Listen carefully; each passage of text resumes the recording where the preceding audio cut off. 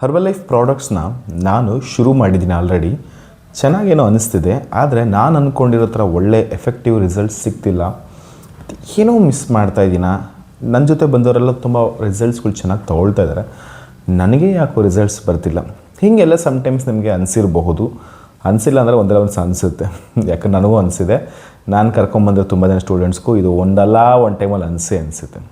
ಹಾಗಿದ್ದರೆ ಈ ಒಂದು ವಿಡಿಯೋದಲ್ಲಿ ಈ ವೆಯ್ಟ್ ಸ್ಟೆಕ್ ಅಥವಾ ರಿಸಲ್ಟ್ಸ್ ಬೇರೆಯವ್ರಿಗಿಂತಲೂ ಕೂಡ ನನಗೆ ಯಾಕೋ ಸ್ಲೋ ಅಥವಾ ನಾನು ಅಂದ್ಕೊಂಡಿರೋ ಥರ ರಿಸಲ್ಟ್ಸ್ ನನಗೆ ಬರ್ತಿಲ್ಲ ಅನ್ನೋದ್ರ ಬಗ್ಗೆ ಎಲ್ಲ ಕೂಡ ಇವತ್ತು ಹೇಳ್ತೀನಿ.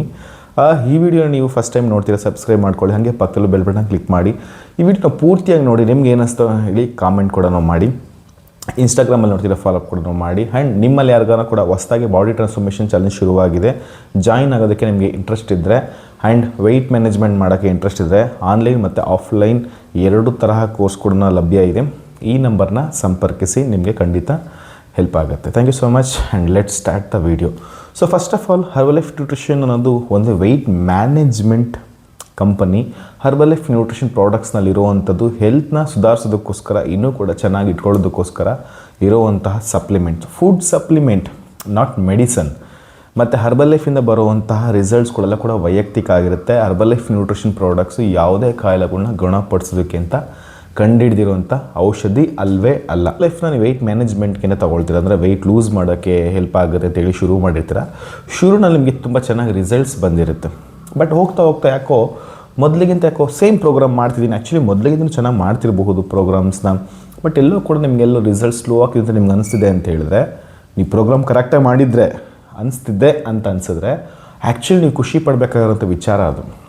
ನಮ್ಮ ಬಾಡಿನಲ್ಲಿ ಇಷ್ಟು ವರ್ಷ ಏನೋ ಮಿಸ್ಟೇಕ್ಸ್ ಮಾಡಿರ್ತೀರ, ಬಾಡಿಗೆ ಬೇಕಾಗಿರುವಂಥ ಪ್ರಾಪರ್ ನ್ಯೂಟ್ರಿಷನ್ನ ಕೊಡದೆ ಬಾಡಿಗೆ ತುಂಬ ಅಂದರೆ ತುಂಬ ಸಾಲ ಮಾಡಿಬಿಟ್ಟಿರ್ತೀರ.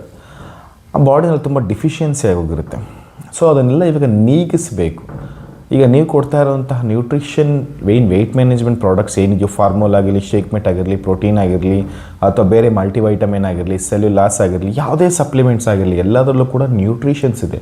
ಆ ನ್ಯೂಟ್ರಿಷನ್ ನಿಮ್ಮ ಬಾಡಿಗೆ ಹೋಗೋದಕ್ಕೆ ಶುರುವಾಗಿರುತ್ತೆ. ಉದಾಹರಣೆಗೆ, ಈಗ ನೀವು ಬೋರ್ ಹೊಡಿಬೇಕಾದ್ರೆ ಬೋರ್ ಭೂಮಿ ಒಳಗಡೆ ಸ್ಟಾರ್ಟಿಂಗ್ನಲ್ಲಿ ಸ್ವಲ್ಪ ಚೆನ್ನಾಗೇ ಹೋಗ್ಬಿಡುತ್ತೆ.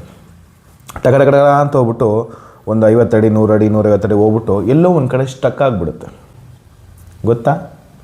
ಆಗ ಅವ್ರೇನಾದ್ರೂ ಅಯ್ಯೋ ಬಂಡೆ ಸಿಕ್ಬಿಡ್ತು ಅಂತೇಳಿ ವಾಪಸ್ ಬರ್ತಾರ? ಇಲ್ಲ. ಆ್ಯಕ್ಚುಲಿ ಬಂಡೆ ಸಿಕ್ಕಿದ್ರೇ ಖುಷಿ ಪಡಬೇಕು, ಯಾಕಂದರೆ ಬಂಡೆ ಓಡಿದ್ರೇ ನೀರು ಸಿಗೋದು. ಇದು ಹಾಗೇ ನಾವು ವೆಯ್ಟ್ ಸ್ಟಕ್ ಆಗೋಯ್ತು ಅಂದ್ಬಿಟ್ಟು ಅಯ್ಯೋ ನಿಮ್ಗೆ ಯಾಕೋ ವರ್ಕ್ ಆಗಿಲ್ಲ, ಮೊದಲೇ ಚೆನ್ನಾಗಿ ವರ್ಕ್ ಆಗೋಯ್ತು, ಯಾಕೋ ವರ್ಕ್ ಆಗ್ತಿಲ್ಲ ಅಂತ ಬಿಟ್ಬಿಟ್ರೆ ದಡ್ರಾಗ್ಬಿಡ್ತೀವಿ. ಆ್ಯಕ್ಚುಲಿ ಅಲ್ಲೇ ಇರೋದು ರಹಸ್ಯ.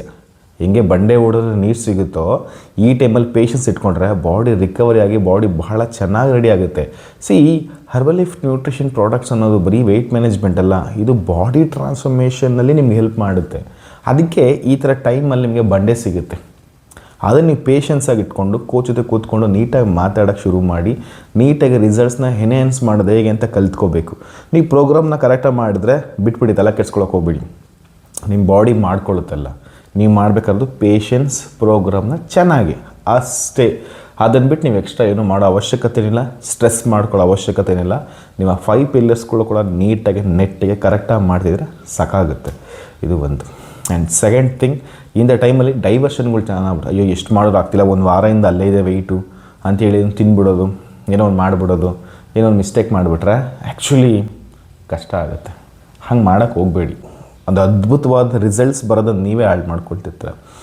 ಒನ್ಸ್ ಬಂಡೆ ಹೊಡೆದ್ರೆ ಹೇಗೆ ನೀರು ಸಿಗುತ್ತೋ ಹಾಗೆ ಆ ಒಂದು 2-3 ವಾರ ನಿಮ್ಮನ್ನು ಆಟ ಆಡಿಸಿ ರಪ್ಪ ಅಂತ ನೋಡಿ ವೆಯ್ಟ್ ರಪ್ಪ ಅಂತ ಇಳಿದೋಗುತ್ತೆ. ಆ ಇಳಿಯೋದು ಟೈಮಲ್ಲಿ ಫ್ಯಾಟ್ ಪರ್ಸೆಂಟೇಜ್ ತುಂಬ ಚೆನ್ನಾಗಿ ಲೂಸ್ ಆಗಿರುತ್ತೆ ಆ್ಯಂಡ್ ಮಸಲ್ ಕೂಡ ತುಂಬ ಚೆನ್ನಾಗಿ ಗೈನ್ ಆಗಿರುತ್ತೆ. ಟ್ರಾನ್ಸ್ಫಾರ್ಮೇಷನ್ ತುಂಬ ಚೆನ್ನಾಗಿರುತ್ತೆ. ಈವನ್ ನಿಮ್ಮ ಓವರಾಲ್ ಬಾಡಿ ಎಲ್ಲದರಲ್ಲೂ ಕೂಡ ಎಷ್ಟೊಂದು ಡಿಫ್ರೆನ್ಸ್ಗಳ ನೀವು ನೋಟಿಸ್ ಮಾಡಬಹುದು.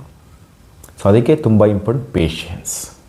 ಟ್ರಾನ್ಸ್ಫಾರ್ಮೇಷನ್ ಚಾಲೆಂಜ್ನಲ್ಲಿ ನೀವು ಫ್ಯಾಟ್ ಲೂಸ್ ಮಾಡಿ ವೆಯ್ಟ್ ಲಾಸ್ ಆಗೋದು ಎಷ್ಟು ಇಂಪಾರ್ಟೆಂಟೋ, ಅದೇ ಥರ ಮಸಲ್ ಗೇನ್ ಆಗಿ ವೆಯ್ಟ್ನ ಸ್ಟೇಬಲ್ ಆಗಿ ಇಟ್ಕೊಳ್ಳೋದು ಕೂಡ ಅಷ್ಟೇ ಇಂಪಾರ್ಟೆಂಟ್. ಬಿಕಾಸ್ ನಮ್ಮ ಬಾಡಿನಲ್ಲಿ ಫ್ಯಾಟೇ ಇರುತ್ತೆ, ಮಸಲ್ಸ್ ಇರುತ್ತೆ, ಕೊಬ್ಬು ಇರುತ್ತೆ, ಮಾಂಸನೇ ಇರುತ್ತೆ. ಕೊಬ್ಬನ್ನು ಕಡಿಮೆ ಮಾಡಬೇಕು, ಮಾಂಸನ ಜಾಸ್ತಿ ಮಾಡಬೇಕು. ನೀವು ಬರೀ ಕೊಬ್ಬನ್ನು ಕಮ್ಮಿ ಮಾಡ್ಕೊಂಡೇ ಕೂತ್ಕೊಂಡ್ಬಿಟ್ರೆ ಮಾಂಸನ ಜಾಸ್ತಿ ಮಾಡಬೇಕಲ್ಲ, ಮಸಲ್ಸ್ ಕ್ವಾಲಿಟಿನ ಇನ್ಕ್ರೀಸ್ ಮಾಡಲೇಬೇಕು. ಹಂಗೆ ಮಾಡಿದ್ರೆ ನೀವು ಬರೀ ವೆಯ್ಟ್ ಲಾಸ್ ಮಾಡಿದರೆ ಆ ವೆಯ್ಟು ಮತ್ತೆ ಯಾವಾಗ ಬೇಕಾದ್ರೂ ಬೌನ್ಸ್ ಬೇಕಾಗುತ್ತೆ. ಸೊ ಎವ್ರಿಡೇ ಶೇಕ್ ಕುಡಿಯೋದ್ರಿಂದ ಬಾಡಿಗೆ ಬೇಕಾದ ಸಫಿಷಿಯೆಂಟ್ ಪ್ರೋಟೀನ್ಸ್ ಆಗಿರಲಿ, ವೈಟಮಿನ್ಸ್, ಮಿನರಲ್ಸ್ ಕೂಡ ಸಿಗ್ತಾ ಇದ್ದಾಗ ಸೊ ನಿಮಗೆ ವೆಯ್ಟ್ ಲಾಸ್ ಜೊತೆಗೆ ಮಸಲ್ಸ್ ಕೂಡ ಗೈನ್ ಆಗ್ತಾ ಬರುತ್ತೆ. ಸೊ ಎರಡೂ ಕೂಡ ಸೈಮಲ್ಟೇನಿಯಸ್ಲಿ ಯಾವಾಗ ಆಗುತ್ತೋ ಆಗಲೇ ಹೆಲ್ತಿ ಟ್ರಾನ್ಸ್ಫಾರ್ಮೇಷನ್ ಆಗೋದು. ಇದಕ್ಕೆ ಸ್ವಲ್ಪ ಟೈಮ್ ತೊಗೊಳುತ್ತೆ. ಸೊ ಹಂಗಾಗಿ ಅದ್ರ ಬಗ್ಗೆ ತಲೆ ಕೆಡಿಸ್ಕೊಳ್ಳೋ ಅವಶ್ಯಕತೆ ಖಂಡಿತ ಇಲ್ಲ. ಈ ಟೈಮಲ್ಲಿ ನೀವು ಮಾಡಬೇಕಾದ್ರು ಪ್ರೋಗ್ರಾಮ್ನ ಇನ್ನಷ್ಟು ಚೆನ್ನಾಗಿ ಮಾಡಬೇಕು.